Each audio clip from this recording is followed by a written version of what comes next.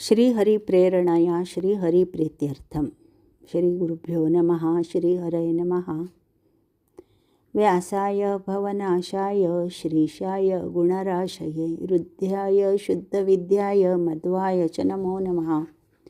अभ्रमं भङ्गरहितम् अजडं विमलं सदा आनंदतीर्थमतुलं भजे तापत्रयापहं. नमस्कार श्रोते हो. श्री पूर्ण प्रज्ञदर्शन या ग्रंथाच्या अभिवाचनाच्या 24व्या भागात मी पुष्पा पुराणिक आपले सहर्ष स्वागत करीत आहे. मागील भागावरून आपण क्रमशः या ग्रंथाचा पुढील भाग पाहत आहोत. आजचा मुद्दा आहे सत्यतीर्थांकडून गुरूंचा पाठलाग. आपल्या शिष्यांना संदेश देऊन उत्तर बद्रीच्या दिशेने निघालेल्या आपल्या गुरूंकडे पूर्णप्रज्ञांकडे सारे शिष्य पाहत होते. त्यांची मने विषादाने तर डोळे अश्रूंनी भरलेले होते.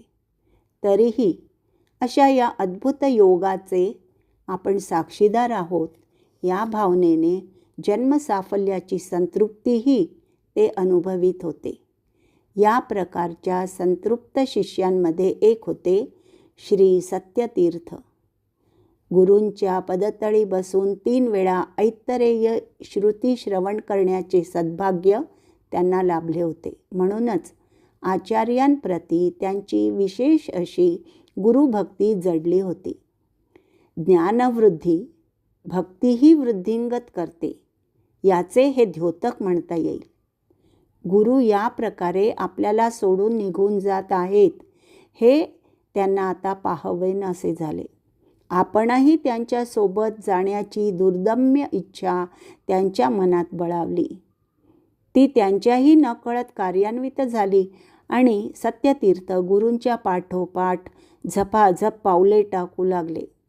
या योगे त्यांनी दैहिक बळापेक्षा मनोनिग्रह अधिक प्रबळ असल्याचेच दाखवून दिले. पुढील मुद्दा आहे सदागतीचे प्रयाण वैभव. श्रीमध्वांचा प्रवास हा दुर्गम पर्वत श्रेणींवरून अद्भुतरित्या पुढे जात होता. हिमालय पर्वतश्रेणी ही साधारण नव्हेत. विश्वातील अद्भुत पर्वतश्रेणींपैकी ती एक. उंचीच्या बाबतीत अनन्य. पर्वतांच्या चढ उतारानुसार हिमराशी, नानाविध दृश्य, अनेकविध वनस्पती, प्राणी समुदाय, सूर्यकिरणांनाही मज्जाव करणाऱ्या उंच पर्वत शिखरांमुळे दिवसाही रात्रीचेच वातावरण, या आणि यासारख्या कारणांमुळे परमदुर्गम बनलेला असा हा मार्ग श्रीमध्व ज्या प्रकारे आक्रमित होते ते निव्वळ अनाकलनीय. पर्वतांच्या चढ उतारांना पार करून जाणारी तऱ्हा ही मध्वगुरूंची नव्हती. एका पाठोपाठ थेट दुसरे पर्वत शिखर पादाक्रांत करीत त्यांचे प्रयाण वैभव चाललेले होते. सागर पार करून संजीवनी आणणारे ते हनुमंत असल्याने हा मार्गही त्यांच्यासाठी सुगमातिसुगम असाच होता. त्यांचा पाठलाग करणाऱ्या सत्यतीर्थांना श्रीमध्वांची द्रुतगती पाहून भोळ आल्यासारखे वाटले.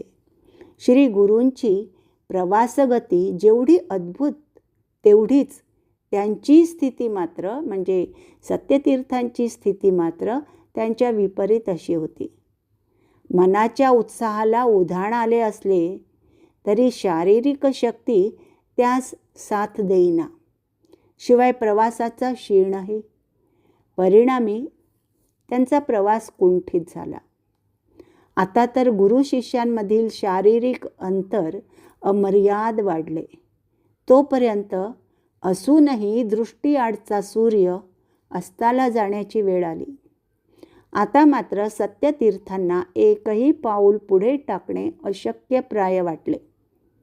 आता आपल्या रक्षणासाठी अन्य दुसरा कोणताही पर्याय नाही असे वाटून मनोमनी गुरूंचे स्मरण करून त्यांची त्यासाठी प्रार्थना केली. ती गुरूंपर्यंत पोहोचली. हाच तर वायुदेवांचा महिमा आहे. दूरश्रवण, दूरदर्शनादी योगसिद्धी हे तर त्यांना सहज साध्य. म्हणूनच सर्वोत्तम श्रीहरीनंतर तेच उत्तम असल्याचे शास्त्रवचन आहे. शिष्याची ही अवस्था त्यांना कळल्याशिवाय राहिली नाही. देहातही निवास करून असणाऱ्या त्यांना ते कळल्याशिवाय राहीलच कसे. तरीही त्यांच्या प्रिय शिष्याने त्यांचे प्रयाण वैभव डोळे भरून पाहावे. पाहून ते इतरांनाही सांगून स्वतःबरोबर इतरांनाही आनंदात सहभागी करून घ्यावे. त्याद्वारे त्या सर्वांची शास्त्रग्रंथांवरील श्रद्धा वृद्धिंगत करण्याच्या हेतूनेच स्वतः सारे काही जाणत असता अजाण असल्यागत भासविले. आता वेळच अशी आली होती की समस्या सोडविणे आवश्यक ठरले. त्यासाठी पूर्णप्रज्ञांनी किंचित पाठी वळून पाहिले. हात उंचावून पाठी परत फिरण्याची सूचना त्यांनी सत्यतीर्थांना दिली. ज्या प्रकारे रामायणातील युद्धकाळात कुंभकर्णाच्या हाती सापडलेल्या सुग्रीवाची त्याचे सुटकेसाठी सामर्थ्य कमी पडत आहे असे वाटत असतानाच हनुमंताने सुटका केली, त्यासारखा हाही प्रसंग होता असे म्हणता येईल. जे घडले होते तो एक चमत्कार होता.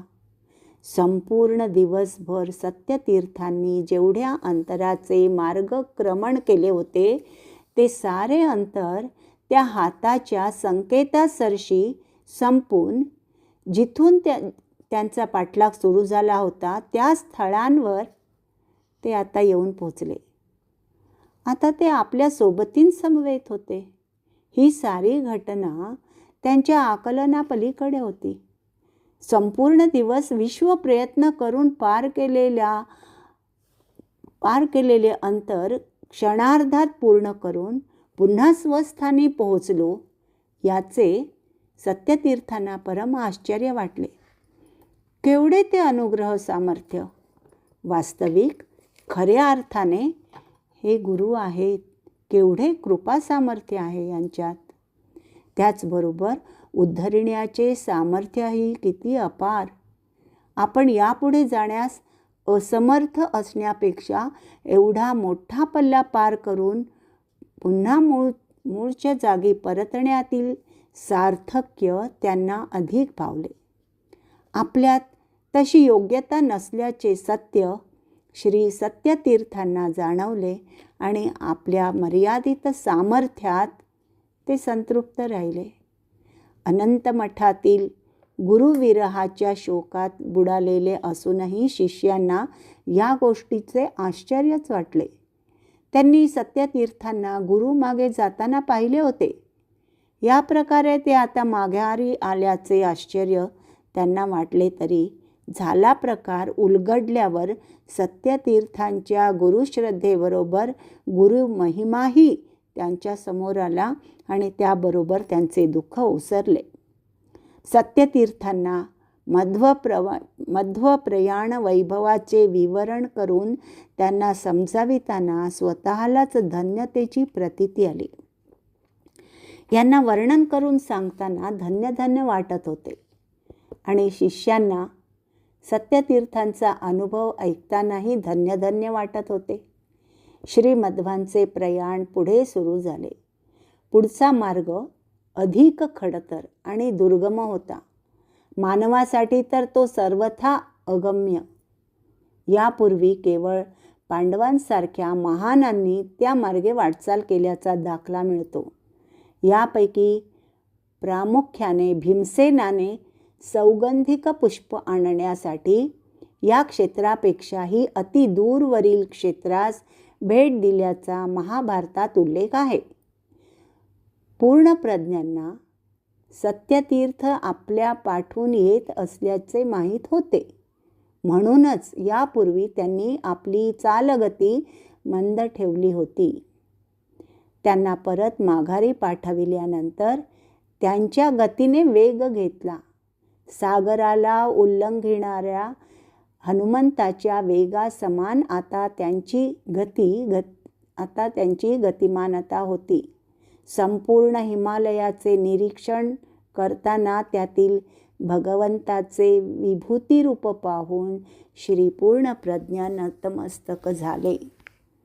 श्री भारती रमण मुख्य प्राणांतर्गत श्रीकृष्णार्पणमस्तु. श्रोते हो, आज आपण येथेच थांबून पुन्हा आपण पुढील भागात भेटणार आहोत. तोपर्यंत नमस्कार, धन्यवाद.